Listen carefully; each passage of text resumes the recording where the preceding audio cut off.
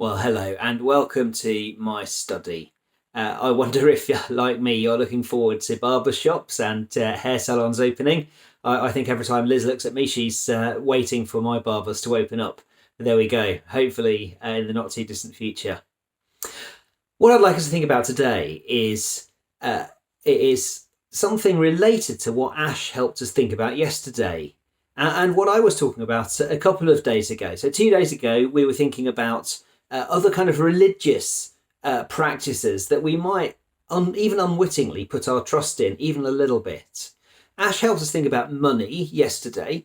I would like us to think about political alliances and military might. Probably things we don't think about much, but I'd like you to hit pause in a moment. And here's the question to think about. How much do you think you rely on our army and our politicians to keep us safe? Hit pause and think about that. We see in Isaiah's time, the people trusted in the military might of their nation, of Judah. But Judah was very, very small. It was like that hut in a cucumber field that we're going to that we read about in chapter 1 last Sunday. They were tiny.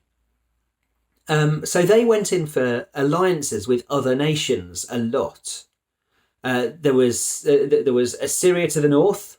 There was Egypt to the south. There was, confusingly, Syria, which was smaller but still a strong country nearby. And a long time in the future, there would be Babylon to put their trust in as well. And to an extent, Judah put their trust in each one of those, one after the other. And each one of them ended up punishing them and taking out everything good that was from the nation. Eventually, as we'll find out in a few months' time, the whole of Judah was taken away from its own country into Babylon, into exile.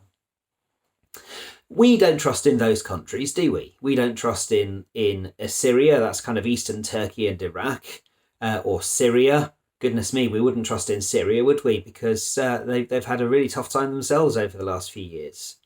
Babylon no longer exists. Egypt, well, they're not somebody we trust in. But we might put our trust in our own government. Or we might be finding it hard at the moment to put our trust in our own government, depending on which side of the political spectrum you find yourself. And maybe you're finding it hard because you think you should be able to trust the government to look after us, to do what's good, and to keep us safe.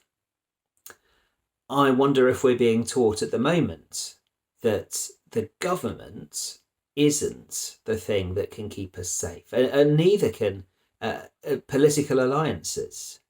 You can't line up tanks against a virus, can you, for instance? You see, governments and armies and things, when they're used well, are good things. But when we put our trust in them, what do they become? A good thing becomes a god thing or an idol. And yes, our government, or even the desire for a different government, can become an idol for us. I wonder how much of that is in us. We're so used to it, aren't we? Some of us might have been a bit upset by the idea of Winston Churchill's statue being defaced in the Black Lives Matters protests, and now talk of Nelson's column in Trafalgar Square being taken away, maybe. Why do we get so upset about that kind of thing? Well, I wonder if it's because really, somewhere deep down, many of us being British, we've put our trust in being British.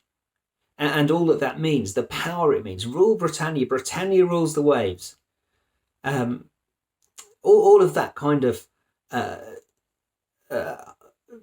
the stuff that we put our trust in from the past that we hope will keep us safe even today. Well, it won't, will it?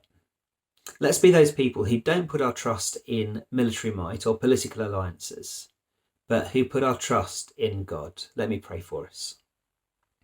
Our Father, thank you that you are the one who is more powerful than anything else and has ultimate power over everything.